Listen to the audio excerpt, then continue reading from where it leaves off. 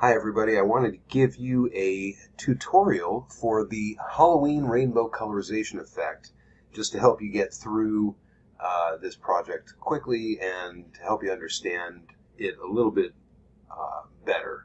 So of course in Google Classroom I've got the assignment set up already where you can go in and pick your an image to utilize. If you want to use a different image, that's perfectly fine. Anything that you'd like to use, as long as it's not, like super bloody or inappropriate for school. Just look for something that's got a dark kind of a background. It might be a little spooky. This isn't necessarily spooky, but it would work really well. I'm going to go with this picture right here. And so what we are going to do is right-click or get your options if you're on a Mac and simply save the image to your downloads folder. Once you have that, let's go over to either Photopea or Photoshop. I'll be using Photoshop. Let me close this image.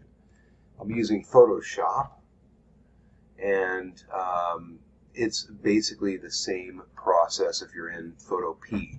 So just follow right along. So what we're going to do here is just open the image from your downloads location.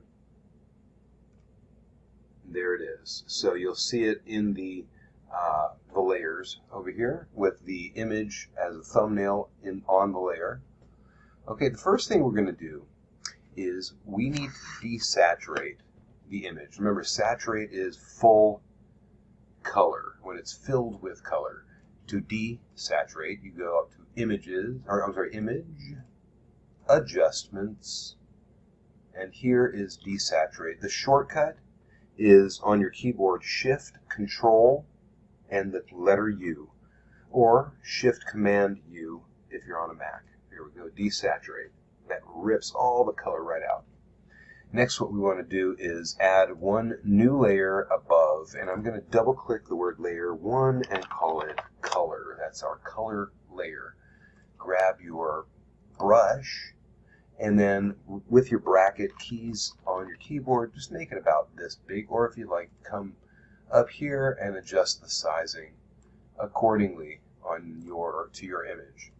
And then make it drop the hardness down to 0%.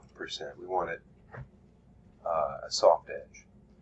And I'm going to go ahead and click on the foreground color once to pick up the color picker panel, and we'll go with an orange. And just, now notice my opacity is set to 37. Let's bring that all the way to 100%, and it shows all the way like that. So there we go. Let's do like that, and then I'll use I'm going to go with, deep green, like that. And then I like this sort of a purplish color. Alright, now, next step is we need to change the blend mode. And so all you do is click on this drop-down menu, and then hover over each of these, and you'll be able to see. Now in Photopea, I'm not sure if it will do this. If it does, great. But if it doesn't, all you have to do is click on each one and you'll see the effect that it makes. So the blending mode blends that layer with the layers below it. And so you can see that each different type of blend mode does something different. So I'm going to go with, I kind of like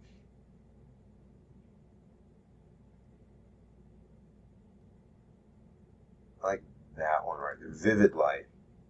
Okay, so that's cool. Now watch this though. I'm going to add something to it. So it's just a couple of bands of color. Now what if let's duplicate that. You notice it added to that effect a little bit, but let's just turn that one off for now and turn that off. Let's just work on this. You go up here to Filter, Liquify, and then we're going to, with Liquify, you get this dialog box right here. Let me zoom down. There we go. And the first tool is called a forward warp tool. Let's make it larger. I'm using my bracket keys on the keyboard. And you see the pressure is set to 100%. That means it's really hard. You're just really pressing hard, and notice that it's going to just pull those colors all over, smudging everything together. If you take this pressure, you can drop it to 50% and get a little bit less of a smudge, right? So it depends on what you want to do. But let's just move this around. Just move it in all sorts of different ways. Keeping the color in the middle there somewhere. There we go. And then hit OK when you have something that you like. Bam. Now, it's still set to vivid light, and so let's just turn on the background. Pretty cool. Now let's see what happens if you turn on the first color layer, how they mix together. Okay, now what I'd like you to do is just play around with what happens when you change the blending mode on either this one or this one and make them different. You'll see they have different effects. Oh yeah, that's kind of cool. Maybe like that, and then drop the opacity, play with the opacity a little bit. It makes it transparent or not. There you go. And there it is. Now, the final step is to save this file, and you're going to save it in two ways.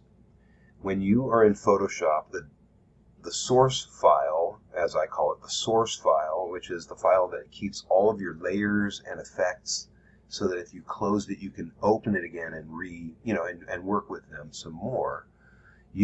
That's a PSD file. You need to save it as PSD. Let's go Save As under File, and then down here it'll be right at the top. It's PSD, and it says PDD and PSDT. I'm not sure what those are. They're just other formats, but this will save it as PSD. And then I would put it on your desktop for now, because then I'd like you to put it into your Google Drive. All right, and then what I would do is actually save the name Halloween Color. That's perfectly good. Or Colorization. Oops, Colorization. That's fine. And then hit Save. Notice, just hit OK. Now, up here, notice the name changes. Right here, this number tells you how far in you are zoomed. Notice if I choose the magnifying glass, here now I'm at 100%. In any event, that tells you that it's now saved. Now, this is not what I want you to turn in, though. PSD is too large of a file. This will be just the source file you can come back to if you want it. What I'd like you to do, the second file, is go to File, Export, Save for Web, and then change up here, go to JPEG High, and just actually change this to 100% for the quality. JPEG 100%. Come down here where you have the Save button, click on that. Now you're going to save it. Format, leave it as image only, images only, don't ever change that, and hit Save. Now remember where you're saving it to. I'm going to put it directly on my desktop. Bam. There you go. Now you can close this, and you can hit Save again, and then close Photoshop. Okay, and then what you'll do is you'll find, you'll go into Google Classroom and then submit the JPEG image that you just saved. And that's it. Do this as many times as you'd like. This is a great practice to get you used to using the layers and using the blending modes and brush tool and things like that. Please let me know if you have any questions at all. All right? See you later, guys.